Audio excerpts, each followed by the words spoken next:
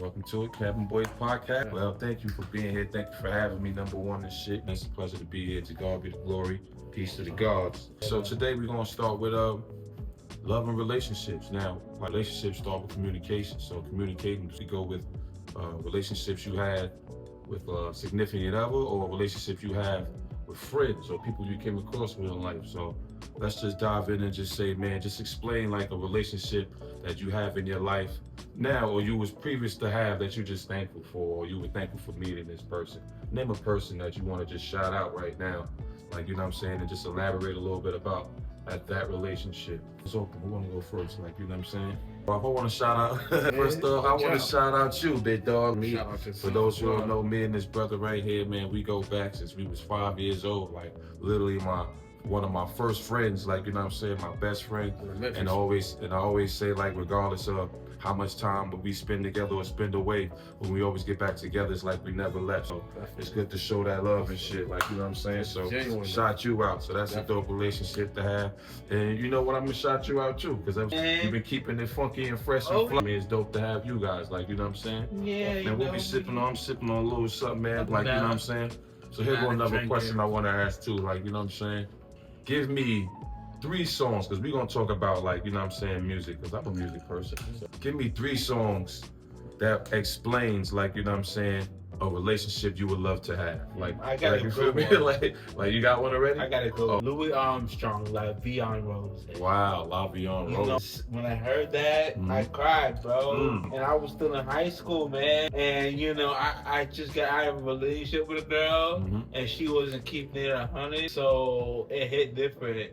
Trust me, I understand, man. So yeah, it hit different. I know how to read and write music, though. That's amazing.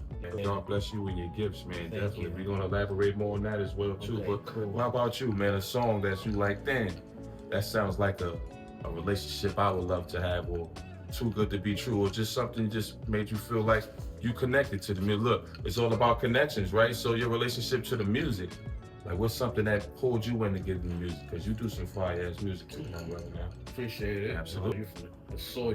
You better believe it. Man, you from the church. You better believe it. But that's not a fair question to me, because I'm a love, like, you know. No, so come on now.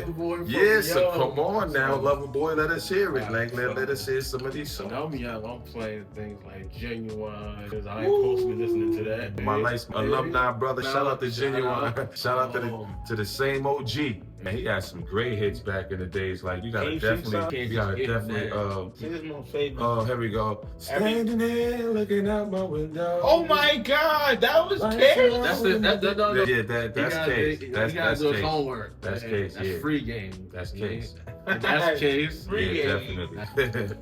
It's a pivotal point these times with these songs, because I'm an 80s baby. I'm from the era where this song, these meant a lot. So, Case my second.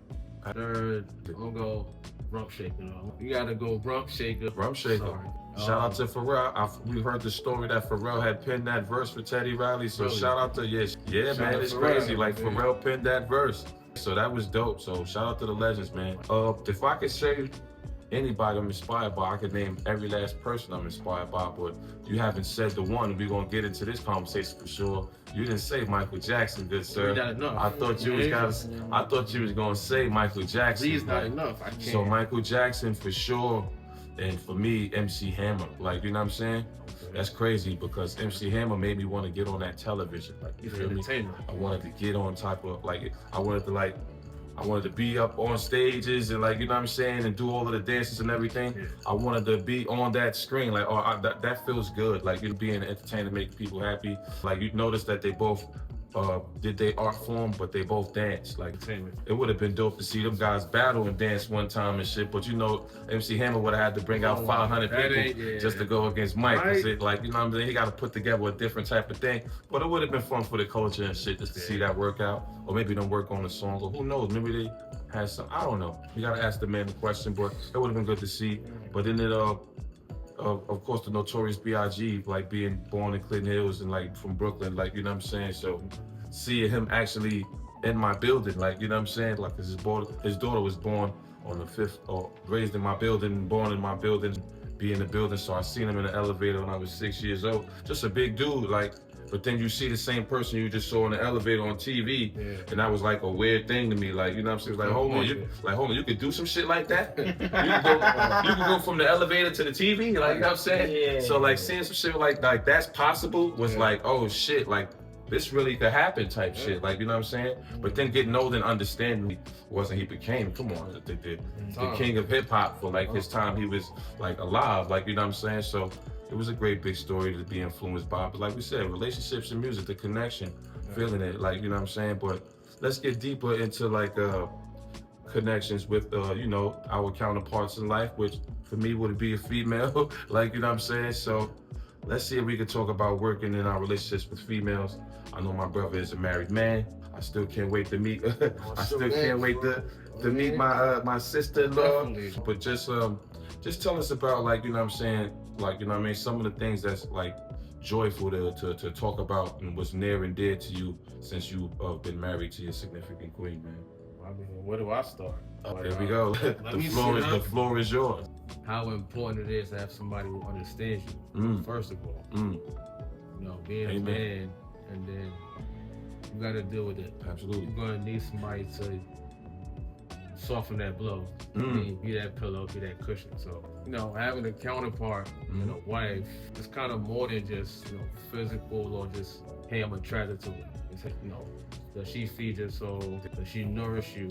Does she breathe breath into you? Because that's the main thing. Like, you got a partner and they can't breathe life into you when the world is like heavy. I don't want to say you're not useful, but you're not useful for me. You know, and but you gotta make sure that you pour back in. Because we got some big cups to fill. You know, being men was the pride. I like that analogy. You know, you got some big cups to fill, so you gotta make sure you pull back in. You do. You gotta make sure that she noticed that. Of course. She appreciate that. We can go deeper, but, you know. Of course. No. That's a good landing point right there. And I love you said that because me and you were talking earlier. You said you was definitely highly inspired to get married one day and stuff. So if you could explain your like ideal woman that you would love to marry, she gotta see you forever, for the rest of your life. This is a wife. So pick you a fly joint, my dog. But no, explain your ideal woman, like imagine her, make her up right now. But like for you, what would be your ideal woman? She has to be intelligent. Good quality. And she gotta be caring too. Specifically about me, I gotta be the #1 priority. Love that. If I'm not the #1 priority, then we can't be together. She's the #1 priority. Actually, with the choices that I made in life, I converted to Islam. So yeah, so I gotta be like, if I want a wife, I gotta be the big dog. How would you feel like if a woman nowadays would come back that with you being a big dog? What if she want to be, let's say, equals? She don't want to be looked at like there's some hierarchy of a big dog, little dog. Nah, see, that's doable. As long as that's explained. You know what I'm saying? Okay. Because, like we said, a woman is soft and delicate, but also the strongest. Like their strength is the biggest strength in the world. Like the strength of a woman is the greatest strength in the world. And so you gotta still be delicate with them, but just know that they're strong. So maybe they won't see eye to eye with you. But if you're able to communicate what you really like trying to say to her and stuff, and hopefully, like, you know what I'm saying, she's able to work that out with you and shit, man. That's dope, man. So give me some other qualities. Like if you have a preference in like look, height, nationality. I mean, she can't be 5'7". That's the only thing. It's too tall for you. Huh? She could be. That's weird. But not 5'7". That's weird. If like, cause those matching heights, and then like what our DNA is in match. I'm sure my DNA would overpower hers. So you don't think that y'all when y'all create or procreate? Well, like I put it like this, but when you do, I just say, look, man, God is the baker. Like, you know what I mean? It's up to God to bless them with that height, or, you know what I mean? However they're going to grow and however they're going to be, it's up to you to just love them forever. So like, it provides. So, but no, but you got some great qualities. Like I said, you see true to yourself and true to your beliefs. So, but the decision is always yours and what you're willing to stand and live for. Like, you know what I'm saying? I got a question. What's the question, champ? So in a relationship, how important are boundaries? Wow. From like 1 to 5, 5 being the most important. Okay. And 1 being like, you know, Okay. I can do with this, or I can turn a blind eye to that. And well, you know what? People is like, you know what I'm saying, autorial. Like, you know what I'm saying? It depends the person you got. But in a relationship, like you said, how important is boundaries from 1 to 5? Yeah. I say it's a 3. I say it's a 3 because that'll be like the middle ground, a 2.5. Yeah, so that'll be the meeting ground. Like, you know what I'm saying? But why boundaries is important? Because everybody got their thing, like, you know what I'm saying? And who knows, sometimes she don't want to see you, or she don't want you to see her with, she's not together, like it. And then it depends the steps that and the levels that you're in the relationships. If you're in a relationship, well, for me, like close to 9 to 10 years now, I done seen it all. I done seen every face. I love you in spite of, you're still the sexiest woman in the world. You're still the most beautiful woman. But like boundaries and space is in any relationship, like, you know what I mean? Because other people got to gather themselves and they need their moment. That's what it really is. Like the respect of people's space and how they conduct themselves is one thing. Like I have pet peeves on things, and if you can't talk and elaborate about like how it affects you or whatever, if it won't be fixed. Like, and if you can't see that you come to a common ground and meet, like, you know what I'm saying? So boundaries is very important, but let's say a 3, because you know what? The relationship shouldn't die on the hill. Like, you know, if it's because of this boundary, whatever, like somebody got to give in, like, you know what I mean? There's no tug of war, like, you know what I mean? Throw in the armistice, call the troops, like, you know what I'm saying? What are we doing? But like, so I have a question. Go for it. How do you feel? Because with every relationship I've been in, you know, I was the sole provider. Like she always relied on me for whatever. Whatever relationship I was in, I was the guy she was relying on for something. I'm glad you asked. With money, so I'm glad you asked. How do you feel about that? Because I'll give you 100% honesty. Like, I'm glad you asked me that question just now. So, in my current relationship, or let's say situationship, whatever I'm in right now, right? Like, my significant other was the sole provider. Like, and she's been like covering everything. Like, it is awesome, but I also want to provide. But I'm because of certain things like in my life, whether child support and like low-paying jobs and everything, like, you feel me? I was only able to contribute what I was able to contribute by finances. Like, you know what I mean? She's the one holding it down and pull it together. Gotta pull it away. Like, you know what I'm saying? And I'm making my steps to, like, you know what I'm saying, change that, like, you feel me? So I can pull my weight plus more. I want to cover the, like, you know what I mean? And she deserves that. She's been holding it down for some years. So I can only imagine how you felt, like, in this person. And I hope you don't want to, I hope you didn't feel taken advantage of, like, you feel me? Because I don't want to be, and I hope she doesn't feel like she's being taken advantage of, like, that was never, and it never will be my intentions. This is somebody who's just a true great, like, man, I'm losing words because it's hard to explain how great she is, not only for me, but for so many others. She's just a person you should never do that to. Because listen, man, I have a great family. I want to say, like, oh, I'm just existing and taking advantage, like, you know what I mean? Right. Nah, because I want to put some smiles on her face for sure, and she deserves it all. And shit, before I leave this earth, she gonna have exactly what I desire for her and everything she deserves from me, like, you know what I'm saying? And mark my words. And that was actually brilliant, and I'm glad you shared, because I was able just to be honest and be, like, you know what I mean, able to share the truth. And hopefully, if she listening, she can hear those great words. She deserves to be respected. So shout out to you, Kareem. Perspective is a little different. You know, I built my life for 18 years. You saw every face, right? You seen the test. You also seen who was there. You know what I mean? So, and sometimes it's not, well, it depends. For me, it's not about the money, right? What it's about is, because you can have an up year, she can have a down year. Yeah, true. It don't matter. Right. You know, because, like I said, you gotta take care of each other. You gotta take care of each other. Combine the household, man. And burnout is a real thing. Yeah, you're right. Once a partner doesn't feel like, hey, I'm too leaned on, that could be an issue. Besides that, if you guys are taking care of each other, because it's all about your bubble, your circle. This your piece. Any distractions, that can affect you. Once you guys are on the same chord, the same page, like, listen, this is what we doing.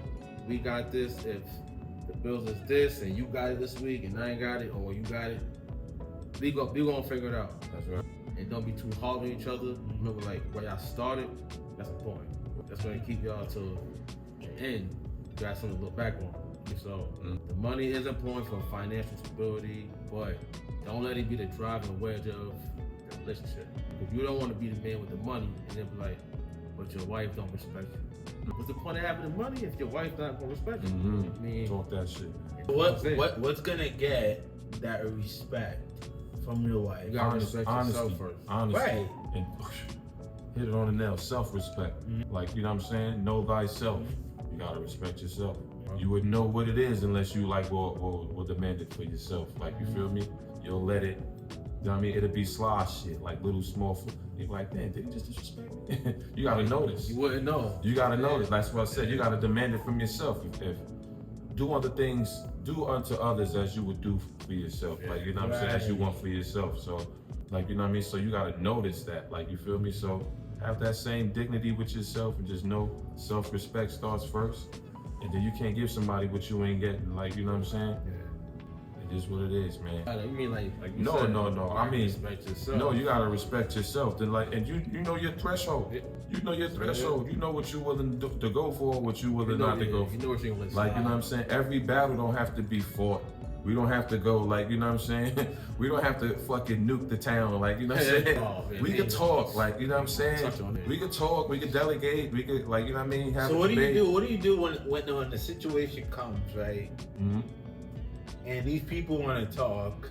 They talk to other people. They don't talk to you, and you want to talk. But you want to talk. What do you do then? It's sticky. What do you? Yo, he gets I know sticky you got the answer. because, like, he just said it all. Like, you know what I mean? He just said it all. He said, like, when you put them outside ears and them outside voices in y'all bubble, right? It gets sticky, bro. Like, you feel me? It gets sticky, it gets tough, but you just gotta know everybody got a little cipher. Everybody know they got a little crew that they go and talk their business to. So everybody got their core group that they go to and get information from. Hopefully that person ain't bad mind, like meaning, like, you know what I'm saying? They just got mad negative energy and they going through some shit on their own. So they probably just like, oh, I want you to be miserable with me, bitch. Like, you know what I'm saying? Like, you know what I mean? It'd be like, yo, don't think that shit is fake. That shit is real, bro. That shit is real. It says misery loves company and shit, but it be closer than what you realize. Like, you feel me? And sometimes there's even people in their lives, not everybody got their best friends or got the right people around them. So sometimes people will do things to manipulate that person just to see that they got power over that person. So they'll give you bad advice to go home and do bad advice just to sit here and they control you. Or I hate to say, but that naive, like, you feel me? Because love is like that. Love will make you blind. But it's not wrong for you having that heart. Like, you know what I'm saying? People out here to do some deceitful things, man, just to vicariously live through others. Sometimes they ain't got the right friend. Just to get back into the actual question, man, what you do is you pray. Like, you pray, you get your circle back in alignment, because like we said, we all got our circles and we got our people we go talk to for advice.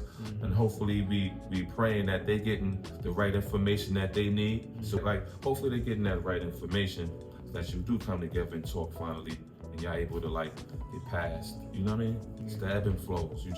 Communication is always key. The ebb and flows. Yeah, it's like the come and go. It's like, you know what I'm saying? I love the, like, you know what I mean? They got a comical taste to it and shit. Still serious. Like, you know what I'm saying? Nah, we need that. Like, hip hop is the culture is bigger than busting guns and doing all, like, you know what I'm saying? Use this bar to that bar to put 50 triple entendres on top. You can have fun. The person I name MC Hammer. Like, that's the first rapper who made me want to get on television. And then it's Biggie Smalls, like, you know what I'm saying? Niggas, that's blasphemous. Where's MC Hammer from? He's from Harlem, right? No, from Oakland, California. What? Too short. Shout out to no. Hey, how about that? If you're an athlete, shout out to all y'all. Shout out the whole Bay Area. Absolutely. Keep it safe. Keep it safe. Absolutely. Try to see what you like, because if you don't say anything, oh yeah, you got to captivate them by a parent. Yeah. When you seen him was his attire. He done had the cartoon with the talking shoes. Man, sign me up for everything, man. Hell yeah. MC Hammer was that dude, dog. Like, he had a TV show with talking shoes. A little cartoon, Saturday morning type shit. Shout out to the legend. I don't know when that stuff's gonna come back, man. Because that nostalgia. It's guess what? It's not. What it came on. All right, so explain the cartoon. What was it about? Andre 3000 was the main character in that show. Oh, so this had to be like 2000 something? Now, what it was about? It was dope. 90s baby gang. Sure. Okay. In a school that was like all messed up and underpaid and stuff like fuck that. Out of here. Yeah, and he had to fix it with his own money. Oh no, that's not shit I watch. Wait, what? And then the kids will play music. They had superpowers and shit. Get the fuck out of here. The money to fix the school, and then something bad happened over and over again. That probably was so powerful. See, way too powerful. That message alone. You see what you just said? That message alone was like, what? We need this now. Fact. Yeah, we the new creators, so yeah, it'll come back when we do it. So that's the proper answer. Right. Getting back to the topic of relationships, which woman wouldn't you date? Like, who just? I mean, and you know. Yeah, so you think before we close up, you think you got one more question for us, bro? Give us a good one.